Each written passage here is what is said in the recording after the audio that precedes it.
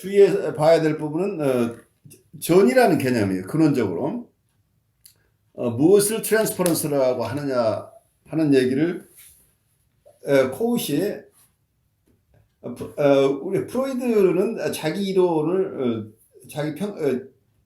오랜 연구 생활을 하면서 아주 초창기의 이론과 중기, 후기로 가면서 계속해서 발달시켜 나가죠. 그래서 같은 프로이드 얘기지만 어느 시기의 프로이드를 가지고 지금 나중에 다른 이론가들이 프로이드에 대해서 얘기하고 있는지를 우리가 주의 깊게 봐야 된다는 겁니다. 여기서 코엇은 프로이드의 중기나 후기 이론보다는 전기에 가지고 있었던 개념을 중심으로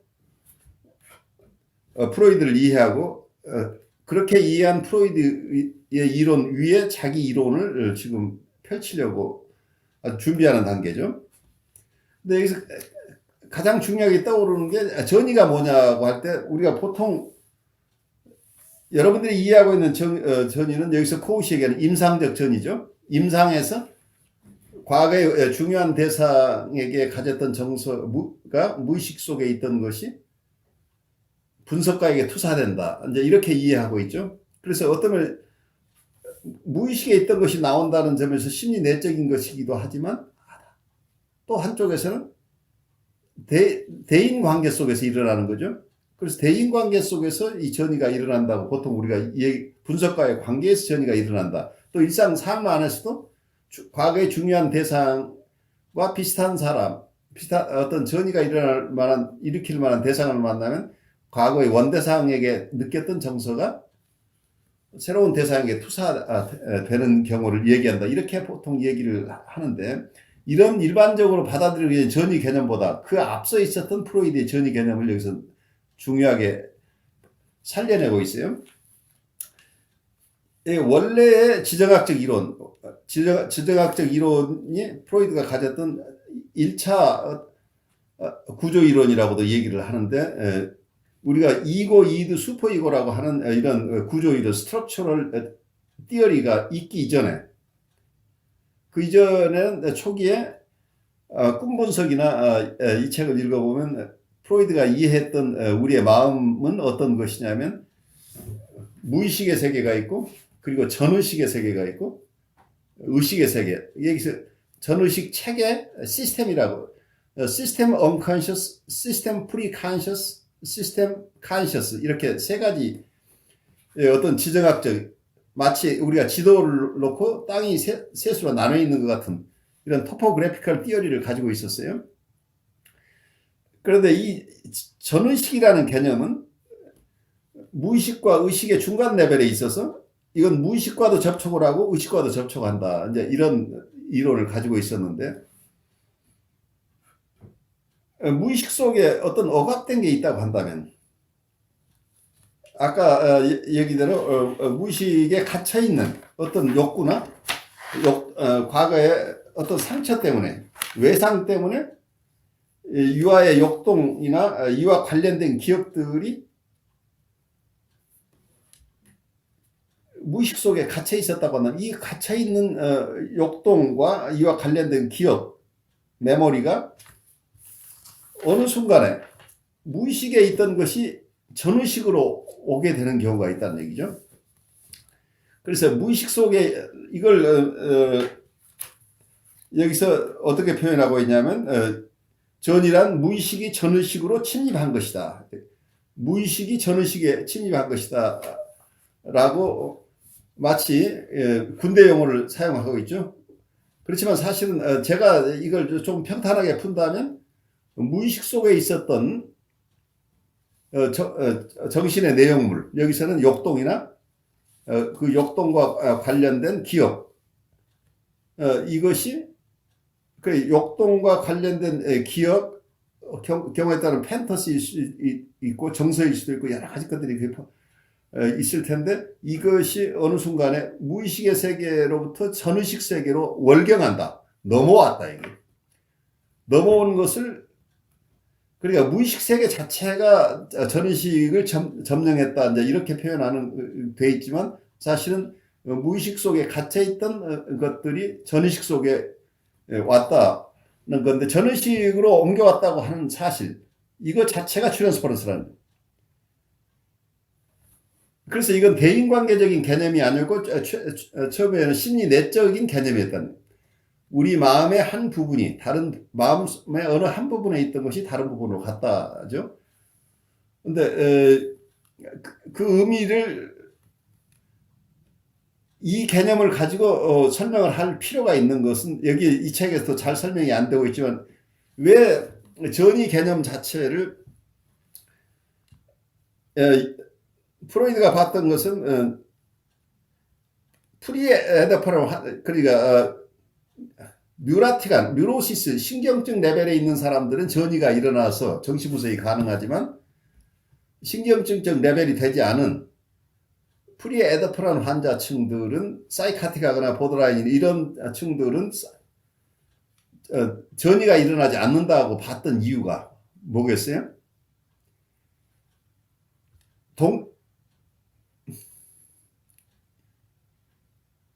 그렇죠.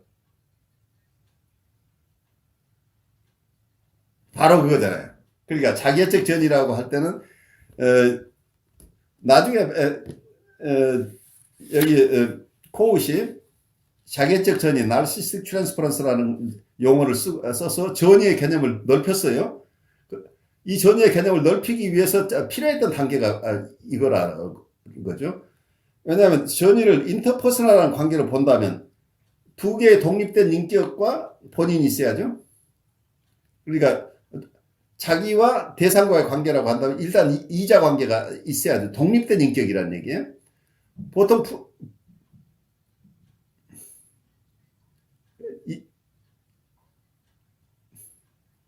그렇죠. 바로 그거죠. 이분들은 독립된 인격으로서 상대방을 볼 수 없고 자기의 일부분이거나 자기와 쌍둥이거나 이렇게 해서 자기하고 같은 존재로 보고 있는 이런 정신 단계이기 때문에, 결국은 이때는 자기와 대상이 구별되어 있지 않잖아요. 그래서 한 사람 안에 일어나는 것과 같다는 얘기예요. 이 경우에는 분리 개별화가 안 돼 있는 상태니까, 분리 개별화가 돼 있지 않다는, 코웃이 나중에 나르시스틱 트랜스퍼런스를 셀프 아브젝트 트랜스퍼런스라고 얘기해도, 자기 대상이라고 하는, 자기 대상이라는 것은 독립된 나와 다른 존재가 아니고 나의 일부로 느껴지는 대상이라는 얘기예요. 그래서 심리적으로 본다면 결국은 이 사이에 일어나는 어떤 마음의 움직임이라고 하는 것은 결국 자기와 자기와의 관계잖아. 기본적으로. 그래서 자기와 자기 안에 일어나는 관계이기 때문에 우리가 아까 일반적으로 쓰는 과거의 중요한 대상에게 느꼈던, 나와 다른 존재에게 느꼈던 그 정서가 분석가에게 옮겨가야 되는데, 나와 다른 존재가 없었다는 얘기. 그 당시에는 자기라는 존재밖에 없었다는, 자기애적인 상태, 나르시스틱한 상태에 있을 때는 대상과 자기가 구별되지 않은 상태이기 때문에, 그렇다면 이 독립된 대상이 없었기 때문에 독립된 대상에게 느꼈던 정서로 옮긴다는 것 자체가 불가능하죠. 그래서 임상적, 아까 얘기했던 임상적 전이, 클리니컬한 트랜스퍼런스가 일어날 수가 없다고 봤다는 얘기예요. 그렇지만 전이의 개념을 프로이드가 처음 정의했던 대로 한 사람의 사이킥, 그러니까 심리 내적인 개념으로 봐서 무의식 속에 있던 것이, 그 무의식이 전의식을 침범한 거다, 아니면 무의식 속에 있던 심리 내적인 어떤 무의식 속에 억압되어 있던 과거의 욕동이나 그와 관련된 기억이 전의식 속으로 갔다고, 이걸 트랜스퍼런스라고 한다면, 한 사람 안에서 심리 내적인 구조 안에서 일어나는 거죠. 심리 내적인 상황에서 무의식의 세계에서 전의식으로 옮겨간 것을 전이라는 개념으로 쓴다면, 이것은 아까 뉴로시스 환자만이 아니라, 뉴로시스 환자가 아닌 사이코시스 환자나 우리가 요즘 얘기하는 보더라인 환자나 자기애적 환자나 이 사람들에게서도 무의식의 이 전의식으로 옮겨가는 현상은 다 일반적으로 다 있다는 얘기죠. 그렇기 때문에 여기에도 전이가 일어난다고 주장할 수 있는 근거가 있죠. 일관성 있게 전이의 개념을 넓혀가는 과정 속에서는 프로이드의 원 개념을 가지고 설명하는 것이 굉장히 도움이 됐다는 얘기죠. 그래서 오히려 코웃이 처음 프로이드가 전이를 무의식에 의한 의식의 침입이라고 얘기했던 이 정의가 원래 바르게 본 것인데 이것을 오히려 임상적 전이라는 개념으로 바꿔간 것이 일관성을 유지하지 못한 것이라고 오히려 프로이드를 일정 부분 비난하면서 원래 프로이드의 개념을 고수했다는 얘기죠. 그래서 이것은 사실은 자기의 새로운 전이의 개념을 넓히기 위해서 필요했던 과정이라고 볼 수 있겠죠. 그래서 프로이드 이 코웃이 이해한 바로는 원래 전이는 무의식의 의식으로 간 건데 전이 비슷한 것이라고 하는 것이 아까 임상적 전이죠. 임상적 전이라고 한 것은 임상 상황에서 과거의 원대상에게 가졌던 정서가 분석가에게 옮겨가는 현상, 분석가에게로 투사되는 현상을 전이와 비슷한 것이라고 봤고 원래 전이는 무의식의 한 사람의 사이키 내에서 무의식의 세계에 있던 것이 전의식으로 갔다라는 개념이에요.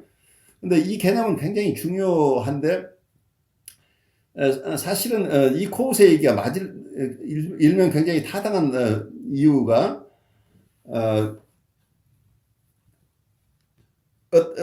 영국의 크리스토퍼 볼러스라는 유명한 정신분석가가 있는데 이분도 주장하는 게 이런 원래의 개념 무의식이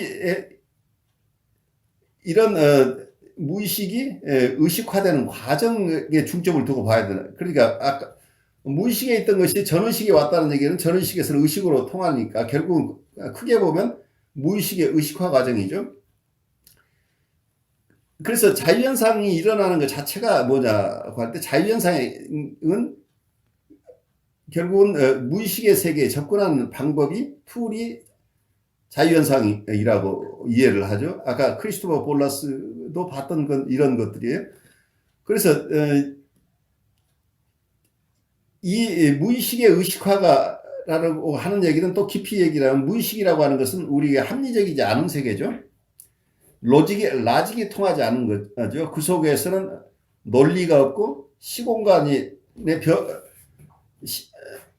시작과 끝도 구별이 되지 않고 장소도 별로 중요한 게 아니고 거기서는 비합리적인 것, 그러니까 아이들의 세계죠. 꿈의 세계죠.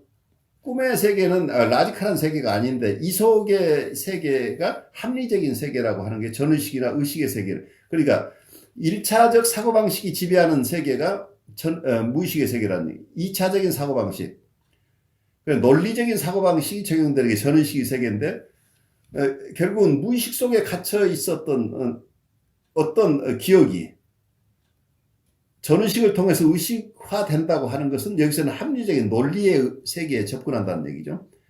그래서 이 과정을 통해서 무의식 속에서 계속해서 우리에게 영향을 미치고 있는 이런 우리의 내적 생활이나 아니면 외부 행동, 의사결정, 이 모든 것에 우리가 의식하지 못하는 사이에 압력을 행사하고 있는 이 무의식 속에 어떤 것들이 의식화돼서 우리가 허상에 의해서 살고 있다고 하는 것이 무의식의 지배를 받고 있기 때문이라고 보는 거죠. 실제 리얼리티를 보지 못하는 건 무의식이 우리를 지배하고 있는 부분이니까 무의식으로부터 자유스러워지는 영역이 많아진다고 하는 것은 우리의 인사이트가 풍부해지고 우리가 좀 더 있는 것을 있는 그대로 볼 수 있는 능력이 늘어난다는 거죠. 무의식의 그러니까 우리가 전이라는 개념 속에 드러나고 있는 것은 임상적인 전이를 본다면 그것은 사실은 이게 분석가에게 느끼고 있는 정서는 실제 정서가 아니라고 하는 거죠. 어떤 면에서는 과거에 지금 느껴지고 있는 정서이지만 뿌리로 발생학적으로 본다면 과거의 원대상에 느꼈던 정서라고 하는 거죠. 그런데 부당하게 과거의 정서가 현재의 대상에게 더 씌워지는 현상이 분석가에만 일어나는 게 아니고 외부 현실에서 계속 이 일이 일어난다고 한다는 얘기는 우리가 대상을 볼 때 대상을 있는 그대로 보지 못하고 우리가 가진 우리 안에 있는 무의식적인 것이 결국 대상에게 더 씌워진다는 거죠. 그래서 대상을 현실적인 대상으로 보지 못한다는 거예요. 우리의 투사에 의해서 상대방을 우리가 이해한다는 거예요. 그래서 계속해서 우리가 반복 패턴 속에서 많은 내담자들이 고생하는 이유는 이거죠. 외부에 있는 실제 대상을 있는 그대로 바라보는 게 아니라 자기 안에 있는 과거의 대상을 여기에 더 씌워서 이해를 하기 때문에 이 대상과 자기는 실제적인 정서적인 접촉이 없는 거죠. 왜냐하면 허상과 내가 계속 살고 있기 때문이죠. 그래서 이 허상을 벗겨내는 작업이 어쩌면 무의식의 의식화 작업이기도 하죠. 그래서 이런 부분에서 무의식에 대한 접근, 거꾸로 여기서는 무의식이 전의식을 침입했다고 하지만 저는 또 거꾸로 얘기를 하면 의식의 세계가 넓어지면서 무의식의 세계가 좁아든다는 것은 우리의 삶 자체가 좀 더 세상을 있는 그대로 바라볼 힘이, 리얼리티를 보는 힘들이 늘어난다는 거죠. 우리가 전의에 의해서, 우리가 환상에 의해서 지배되는 영역이 점점 줄어든다는 거죠. 그런 쪽에서 본다면 치료의 과정이 결국은 자유현상을 통해서 무의식에 접근하는 것들인데,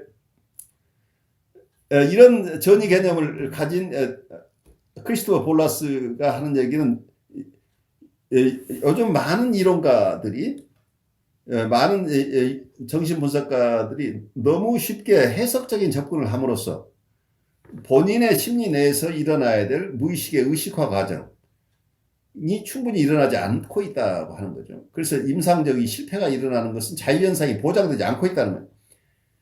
왜냐하면 너무 빠른 해석적인 접근을 한다는 얘기는 자유현상을 하라고 했지만 사실은 자유현상이 충분하게 무의식에 접근하기 이전에 치료자가 너무 빨리 접근함으로써 자유현상을 방해하고 있다는 거죠.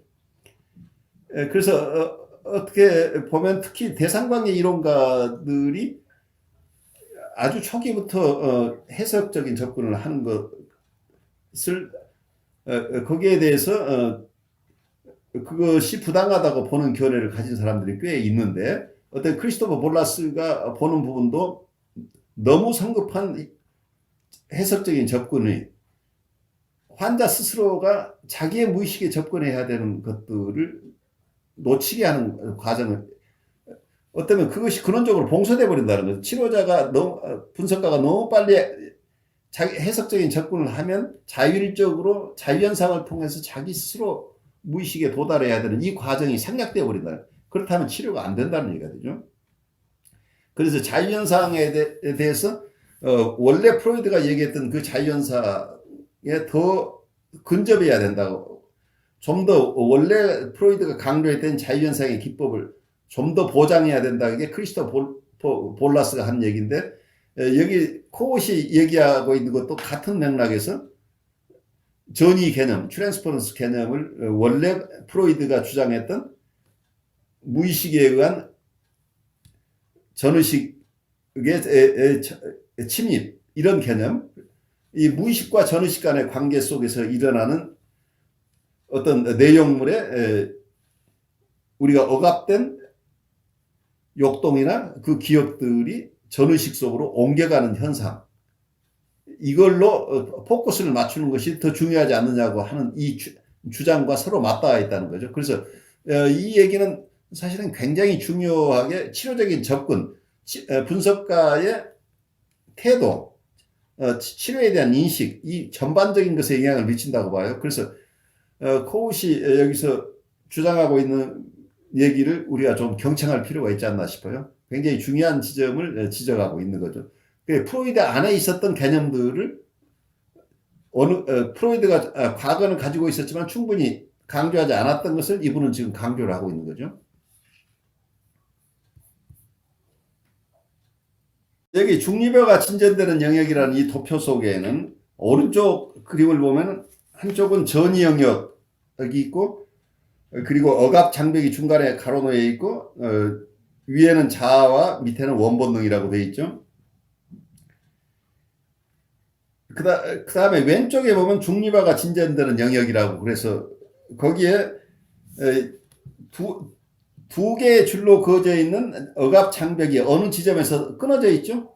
그 억압 장벽이 없는 영역이 거기 나타나 있는데 그게 굉장히 좁게 나타나 있죠. 근데 이 그림이 조금 내 생각에 여러분들이 이해하기 어려운 게 한 반만 이 실선이 있고 좀 그 영역이 좀 넓었으면 여러분들이 구별하기 좋을 텐데 이게 어느 한쪽만 이렇게 약간 있어가지고 이게 잘 납득이 안 갈 텐데 그것이 하려고 하는 얘기를 제가 좀 설명을 해본다면 전이 영역과 중립화가 진전되는 영역으로 우리의 마음을 둘로 나누었어요. 전이 영역이라고 하는 건 트랜스퍼런스가 일어나는 영역은 억압이 있는 곳이죠. 그러니까 억압된 것이 무의식 속에 있던 것이 전의식으로 올라오는 것을 아까 전이라고 얘기를 했었죠. 그렇다고 한다면 여기에서는 억압 장벽 밑에 원본능이 그 아래 억압 장벽 밑에 있는데 우리의 마음은 어떤 이 억압 장벽에 의해서 컨트롤되는 부분과 억압 장벽이 없는 자유로운 영역이 있을 수 있다는 거예요. 그럼 이걸 어떤 면에서 아이의 양육과 관련해서 지금 설명을 하고 있는데 아이가 어떤 욕동을 드러냈을 때 그 욕동을 금지해야 되는 것은 우리가 아이들이 사회에 적응하기 위해서는 필요한 것들이니까 욕동이 지나치게 함부로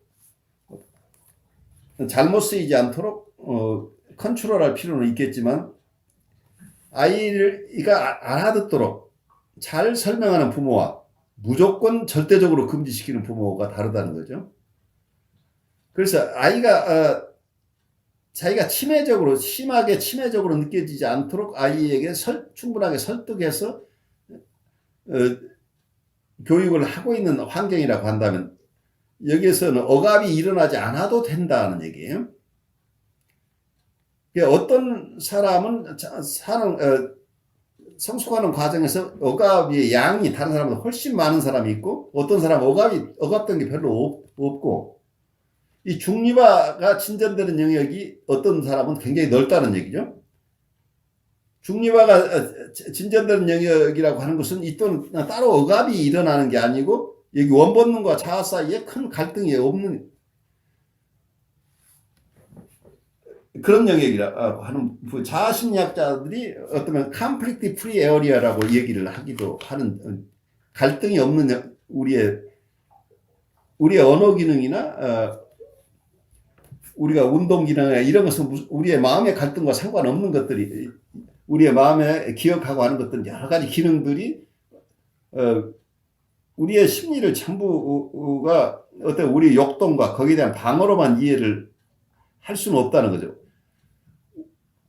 모든 것이 어떤 다 금지되고 이런 것들이 아니고 자연스럽게 그 욕동들이 표현되지만 원래 목적, 아예 성적 욕동이나 어떤 공격 욕동 그 자체가 aim inhibition이라는 그 목적 자체로 사용되지 않고 그러니까 아이가 공격성이 있지만 엄마가 이럴 때 동생을 때리면은 동생이 굉장히 힘들고 그렇게 되면 애가 얼마나 아플까 이렇게 잘 설명을 해서 아이가 납득이 되면 원래 공격하려고 하던 것은 그 공격을 멈추게 되겠죠, 아이가. 그렇지만 그것 때문에 이것이 지나치게 억압되거나 하진 않는데 네가 그렇게 아이가 네 동생이 미운 생각이 들고 할 때는 왜 미운가를 엄마한테 얘기를 하면 좋지 않겠니? 그래서 얘가 올터너티브하게 다른 방식으로 그 공격성을 표현할 수 있도록 도와주는 길도 얼마든지 있겠죠. 그래서 아이가 자기가 가지고 있는 이런 욕동들 표현 자체가 엄격하게 무조건 금지되어 있다고 한다면 여기서는 억압을 할 수밖에 없잖아요. 만약에 이 욕동을 드러내는 순간 자기가 공격받고 사랑받지 못하고 쫓겨날 것 같은 두려움이 있다고 한다면 아이는 무엇든 자기한테 일어나는 욕동들이 부모가 불안해하는 욕동들이 생기면 무조건 억압하는 영역이 계속 늘어난다고. 억압하는 영향이 늘어난다고 하는 것은 억압하는 것은 많은 에너지를 소모하는 거죠. 그런데 만약에 부모가 아이를 잘 돌볼 힘이 있어서 아이가 어떤 공격성이나 성적인 호기심 같은 게 있을 때 네가 잘하면은 너와 같은 나이 또래 아이들과 나중에 네가 아주 좋은 친구 관계를 맺다가 나중에 엄마 아빠처럼 결혼도 하는 거야 라고 하면서 이 호기심이 정당한 것임을 부모가 확인해주고 오히려 그걸 그런 것들이 억압할 대상이 아니고 아이가 좀 더 삶을 이해하는 쪽으로 가도록 이렇게 잘 도와주고 격려해주는 이런 부모 밑에 있다고 한다면 불필요한 억압을 하지 않고 오히려 아까 얘기한 그 성적 욕동이나 공격성 자체의 그 에임을 달성하지 않고 오히려 그 에너지는 중립화된다는 얘기예요. 우리의 욕동이라고 하는 것은 왜 욕동이 중요하냐면 욕동 이론에 의하면 드라이브 디어리에서는 욕동 속에 에너지가 있다는 얘기죠. 그래서 우리의 삶의 에너지는 이 욕동으로부터 온다고 보고 있기 때문이에요. 드라이브 디어리의 굉장히 중요한 얘기는. 그렇다면 이게 이 욕동을 억압해 버린다고 한다는 얘기는 에너지를 사장시킨다는 얘기예요. 그러면 이 에너지가 아까 중립화되는 영역이라고 하는 것은 이런 억압을 거치지 않고 이 욕동들 속에 아까 사회적으로 용납되지 못할 그런 목적, 그런 활동을 하지 않는 대신에 그 에너지 자체는 중립화돼서 이 에너지를 이고가 잘 사용할 수 있게 된다는 얘기. 그럼 이고 자체가 이고가 할 수 있는 여러 가지 기능들이죠. 이고라고 하는 것은 원래 우리 마음의 기능들이니까 그래서 공부도 할 수 있고 운동도 할 수 있고 여러 가지 기능들 플레이도 할 수 있고 이런 기능들을 발달하는데 이 에너지원이 사용된다는 거죠. 그렇기 때문에 이 중립화 영역이라고 하는 개념은 중립화가 진전되는 영역이라고 하는 것은 뉴트럴라이제이션이 되고 있다고 하는 지역은 어떤 면에서는 비유적으로 얘기한다면 여러분 개성공단이에요. 우리의 휴전선이 동해에서부터 서해까지 다 쳐져 있었는데 어느 영역에서 이런 휴전선이 아니고 남북이 교류하는 영역이 있다고 한다면 여기에서는 억압이 일어나는 게 아니고 상호 교류가 일어나죠. 그래서 남과 북이 합쳐서 새로운 물품을 만들고 서비스를 창출하고 하는 일들이 이쪽에서 일어나고 있죠. 이 영역이 마음 안에 있다는 거죠. 그런데 어느 집안에서는 휴전선이 워낙 강고해서 개성공단이 없는 집안에 자라는 아이도 있고 어느 집에서는 휴전선이 별로 없고 거의 다 개성공단이 아니라 거의 전체가 어떠면 휴전선이 없는 상태고 꼭 필요한 몇 곳에 검문소 정도가 있는 이런 환경이 있을 수 있다는 얘기입니다. 그렇게 된다면 아이가 자라면서 자기가 가진 이 본능 속에 있는 에너지들이 인간 발달하는데 적절하게 사용될 수 있었느냐 없었느냐 결정적인 영향을 미치겠죠. 억압이 많은 곳에는 중립할 에너지가 없다는 얘기죠. 그리고 또 개념적으로 본다면 그 원래 억압된 에너지 속에 있는 에너지가 사용되지 않을 뿐만 아니라 억압을 하기 위해서는 이고가 가지고 있는 억압이라고 하는 것 자체가 리프레션 자체가 나중에 스트럭처럴 티어리에서 보면은 무의식적이긴 하지만 이고의 펑션이라는 얘기예요. 그래서 억압에 소용되는 힘, 그러니까 뭔가를 억압하기 위해서는 여기서 억압 위로 치솟으려고 하는 이런 힘이 있기 때문에 거기에 대한 그와 반대되는 힘으로 눌러야 되기 때문에 억압하는 힘 자체가 굉장히 큰 에너지를 소모하고 있죠. 이게 생산적인 에너지가 아니죠. 그러니까 이게 군수공장 짓는데 소용될, 그러니까 38선에 병력을 주둔하고 있음으로써 자기 산업시설을 돌릴 수 없는 거죠. 그뿐만이 아니라 지금 자기 안에 있는 이 욕동들이 이게 아까 에임 이니비션이 잘 이루어지면 사회화가 진전되면서 그 에너지들이 생산적인 에너지로 활용될 수 있는데 한쪽에는 억압하는 데 에너지가 사용되고 또 이게 중립화해서 중립화 과정이 차단돼서 이 에너지도 공급이 안 되죠. 그래서 이 이 억압이 일어날 수밖에 없는 가혹한 이런 성장 환경이라고 하는 것은 아이들의 정서 생활이 굉장히 피폐하게 일어나고 그와 동시에 이모셔널 머추어리티라고 하는 성숙 과정이 중단돼 버린다는 거예요. 이 성숙 과정이 재개되도록 도와줘야 되는 게 이제 여러분들이 해야 될 역할이죠. 그래서 이 부당하게 억압이 많다고 하는 것이 다 그게 운명적이 아니라는 거죠. 어떤 환경에 따라서는 이 억압이 최소화될 수 있다는 거죠. 그래서 일률적으로 모든 사람이 다 모든 경우에 다 억압이 일어나는 게 아니고 환경에 따라서는 그 억압이 일어나는 것이 훨씬 더 꼭 필요한 일정 부분만 억압이 일어나고 나머지 부분은 자유스럽게 이렇게 소통되는 이런 마음의 영역이 있다는, 그 마음의 영역을 얼마나 확보하고 있느냐가 굉장히 중요하다고 이렇게 그것이 설명을 하려고 했다고 생각이 돼요. 제 나름대로 이렇게 설명을 해보는 거예요. 그렇게 본다면 우리의 어린 시절에 우리가 겪었던 일들, 그리고 우리가 임상에서 만나는 분들을 이해하는 데 좀 도움이 되지 않을까 싶어요. 그림 보시면 프로이드의 발달 과정에 대한 코웃의 확장이라고 되어 있는 게 1차적 자기애라는 게 primary narcissism이죠. 자기에게 모든 어텐션이 가 있었던 시기죠. 모든 리비도가 자기에게 집중되어 있는 시기라고 얘기하는 거죠. 그래서 프로이드가 봤던 것은 이게 대상 리비도로 바뀐다는 거죠.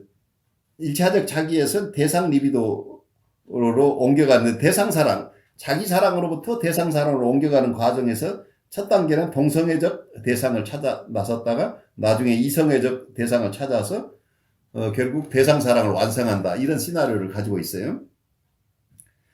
그래서 프로이드에게 있어서는 어쩌면 자기애와 대상 사랑은 서로 상반되는 개념으로 나와요. 왜냐하면 자기에게 리비도가 투자되어 있다고 하는 것은 대상에게 대상에게 리비도가 투자되지 않고 있다는 거고, 만약에 대상을 잃어버렸거나 대상 사랑을 잃었다고 한다면 그 리비도가 회수돼서 다시 자기애로 오기 때문에 이걸 1차적 자기애와 2차적 자기애라고 보통 부르죠. 어쨌든 이 자기애라고 한 나르시시즘과 사랑은 상반되는 개념, 대상 사랑은 상반되는 개념으로 봤기 때문에 어떠면은 사랑하기 위해서는 자기를 희생해야 된다는 개념이 속에 들어가 있죠. 그러니까 자기를 사랑하는 사람은 남을 사랑할 수 없다로 돼 있죠. 이 그림의 의미를 잘 보시면. 그런데 지금 코웃이 봤던 부분은 자기에는 독립된 발달 목표와 발달 과정을 가지고 있다고 이렇게 자기애를 긍정해내고 있어요. 그래서 자기애를 하나의 우리 마음속에 하나의 구조로 보고 있는데, 하나의 스트럭처인데 그 중에 하나가 이상화된 부모 원상이라고 하는, 이상화된 부모 원상, idealized parental imago라는 개념을 썼는데, 나중에 프로이드 글 속에서는 이게 idealized object라는 용어로 또 같이 쓰기도 해요. 이상화된 대상이에요. 그래서 여기에서 나중에 이고 아이디얼이 발생한다고 봐요. 처음에는 자기 안에 있던 것이 결국은 자기한테 있는 이상적인 부분을 부모에게 투사해서, 근데 부모가 또 그것을 계속적인 이상적인 대상이 되지 못할 때는 자기가 회수해서 자기의 이고 아이디얼, 자기 이상, 우리가 이상을 추구하는 우리의 내면의 일부가 된다. 이제 이렇게 보고 있는데, 또 하나는 이상화된 부모 원상과 함께 자기애적 자기란 narcissistic self라고 하는데, 나중에는 이 자기애적 자기가 그랜디오스 셀프라는 개념으로 거대자기라는 용어로 또 바뀌었어요. 나중에 어떤 자기적 자기라고 하는 게 자기를 아주 거대하게 이렇게 느끼는 거, 어떤 과대자기라고 표현도 하는데, 여기에서 앰비션이 온다고 보고 있어요. 앰비션이라는 말을 포부라고 번역을 했는데, 포부라고 보기보다는 저는 그냥 야망이라고 번역하는 게 적절하지 않을까 싶어요. 그래서 이 자기애라는 게 이 두 가지가 초기에 긍정돼야 돼줘야 된다. 발달 과정에서는 이 이상화된 부모 원상이나 자기애적 자기를 누군가가 그대로 수용해주는 이 과정을 통해서 점차 현실적인 건강한 우리의 마음의 상태로 아이들이 자라게 된다는데, 이게 처음에 이런 것들이 다 무시돼 버린 상황, 자기애가 충분하게 발달하지 못한 상황이 된다. 결국은 이게 성숙한 인격 구조 속에 이 자기애가 편입돼 들어가야 되는데, 이 성격 구조에 이게 포함되지 못하고 결국은 이 자기애가 인격 구조, 병리적인 자기애로 남아버릴 가능성들이 있다고 하는 부분을 우리가 이해해야 돼. 그래서 건강한 자기애로 인격에 통합될 수 있으면 좋은데, 그렇지 못한 경우에 인격 통합이 일어나지 않아서 자기애적인 환자들이 발생할 수 있다고 하는 것을 우리가 이해해야 되고, 그래서 이 발달 과정으로서의 독특한 발달 목표를 가진 자기애를 좀 더 깊이 우리가 이해한다면, 임상에서도 이런 자기애적 환자들 돌볼 때는 충분하게 이 자기애가 발달해서 궁극적으로 자기 스스로 자기 안에서 자기 인격의 일부로서 통합해낼 수 있도록 시간이 걸리지만 도와주어야 된다는 임상적인 함의가 이 속에 포함되어 있죠. 그래서 이건 아주 기본적인 스트럭처고, 앞으로 계속해서 이 부분들을 우리가 공부해 나갈 거죠. 이게 하나하나 거대 자기에 대한 얘기, 그 이상화된 자기라고 하는 것. 아마 이 얘기를 들으면서 여러분들이 이전에 공부했던 캐런 호나이의 얘기하고 여러분들이 마음속에 좀 비교하면서 앞으로 공부하는 게 좋을 거예요. 캐런 호나이는 이상화된 자기라는 아이디얼라이즈드 셀프라는 개념을 가지고 있었죠. 그래서 우리는 위대함을 추구한다, in search of glory라는 용어도 쓰고, 그래서 프로이드 여기 코우시, 이게 1971년도에 The Analysis of the Self라는 자기 분석이라는 용어를 썼고, 대부분의 글들도 1960년대에 저술을 했지만 캐런 호나이는 50년대에 쓴 책들을 보시면 그 속에 이상화된 자기는, 이분은 신경증 현상으로 봤어요. 이상화된 자기를 신경증 증상이라고 봤다는 이상화된 자기를. 근데 코웃은 조금 다른 각도로, 그러니까 건강한 나르시시즘과 병리적인 나르시시즘을 어떻게 이해할 것인가 하는 부분에서 두 분이 이해하는 방식이 다르긴 하지만, 이 기본적인 아이디어를 셀프라고 하는 것은 어떻게 보면 자기애적 자기라고 하는 것을 그랜디오스 셀프죠. 그랜디오스 셀프라는 게 뭐예요? 이게 이상화된 자기죠. 아이디얼라이즈 셀프는 용어가 다를 뿐이죠. 그리고 이상화된 부모 원상이라고 하는 것도 아이디얼라이즈드 아브젝트인데, 아이디얼라이즈드 아브젝트는 또 다른 쪽에서 본다면 아이디얼라이즈드 셀프를 지탱하는 게 아이디얼라이즈드 아브젝트죠. 그래서 어쩌면 한 용어로 캐런 호나이가 아이디얼라이즈 셀프를 가지고 분석했던 내용을 어쩌면 여기서 코웃은 이걸 두 가지 개념으로 나누어서 조금 더 세밀하게 살피려고 애를 쓰고 있다, 이렇게 우리가 연결시켜서 볼 수도 있겠죠. 그래서 이쪽에서는 나중에 보시면 리얼리티 이고라는 용어들이 나오는데, 어떤 면에서는 캐런 호나이가 봤던 것은 트루 셀프하고 폴스 셀프 간의 궁극적인 갈등 관계가 내재되어 있는 속에서 아이디얼라이즈드 셀프라는 것은 하나의 방어 수단이라고 봤던 부분을 이 코웃의 이론과 대비시켜서 조금 양쪽을 크리티컬한 쪽에서 이분의 생각은 왜 이렇게 진전이 됐고 이분의 논리로는 어떻게 가고 있고 그리고 코우스의 논리는 캐런 호나의 논리하고 어떤 부분에서 다르고 또 어떤 부분을 더 발전시켰는가 하는 것을 이해하면서 본다면 우리가 좀 더 풍요롭게 공부를 할 수 있을 거예요. 그래서 어쩌면 코우스를 공부하기 전에 제가 캐런 호나이를 여러분하고 같이 공부했던 이유가 굉장히 밀접하게 관련되어 있는 개념들을 두 분이 가지고 있기 때문이에요. 우리 그 다음으로 갈까요? 여기서 환자의 자기적 구조의 재형성과 이것들을 성격으로 통합하는 것은 이것이 어떤 코우시 주장하고 있는 중요한 부분이죠.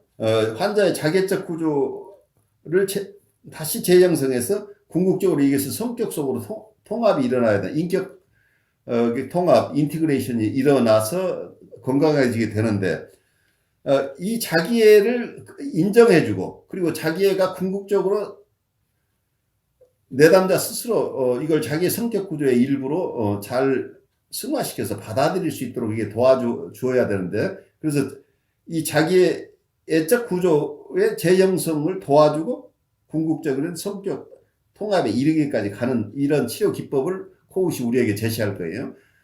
그런데 아까 처음 그 그림에서 봤듯이 프로이드가 봤던 나르시시즘과 대상사랑은 상극적이죠.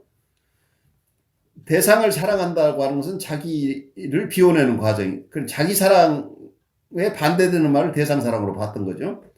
그러니까 나르시시즘이라는 것은 남을 사랑하지 않고 자기를 사랑하는 거니까 나르시시즘을 벗어나야 이웃을 사랑하는 것처럼 보이는데 사실은 이 코우시 보는 것은 자기애를 충분하게 가진 사람만이 대상도 사랑도 할 수 있다고 볼 수 있겠죠. 그래서 자기애를 긍정해내고 있어요. 자기애가 잘 발달한 사람이 대상 사랑도 잘 할 수 있다고 우리가 이렇게 얘기할 수 있는데 어쩌면 여러분이 영성적인 측면에서도 잘 보시면 이웃을 바르게 사랑하는 사람들은 참으로 자기를 깊이 사랑할 수 있는 능력을 가진 사람이 아닌가 하는 이런 쪽에서 접근하는 영성가들도 많이 있다는 걸 이해를 한다면 프로이드와 코우스의 서로 어떤 사랑에 대한 데피니션의 차이가 이 속에 숨겨져 있는데 여러 분야에서 우리가 사랑이라고 할 때 이게 자기를 사랑하지 않는 사람이 이웃을 사랑할 수 있느냐 하는 질문을 우리가 가지고 봐야 된다고 하는 거죠. 그래서 자기 사랑을 긍정적으로 볼 수 있는 힘이 굉장히 필요한데 자기를 사랑하는 것이 뭐가 잘못된 것처럼 생각하는 병리적인 나르시시즘에서 벗어나서 건강한 나르시시즘으로 가야 되는데 궁극적으로 이 나르시시즘 자체가 나쁜 게 아니라 나르시시즘 자체가 건강하게 발달해서 성격 구조로 편입돼야 되는데 이 과정이 중간에서 발달이 정지된 상태라고. 그래서 이 발달 정지 상태에 있는 게 나르시시즘이 충분히 발달해서 이게 성격 구조로 건강하게 흡수되지 통합되지 못한 상태를 병리적이라고 봐야 되지 않느냐. 그리고 진정한 대상 사랑은 자기 사랑을 이룬 사람이 할 수 있는 것이 아니냐. 그래서 충분한 성숙한 나르시시즘이 우리에게 필요한 것이 아닌가 하는 질문을 여러분과 함께 가지면서 이 과목을 계속 공부하고 싶어요.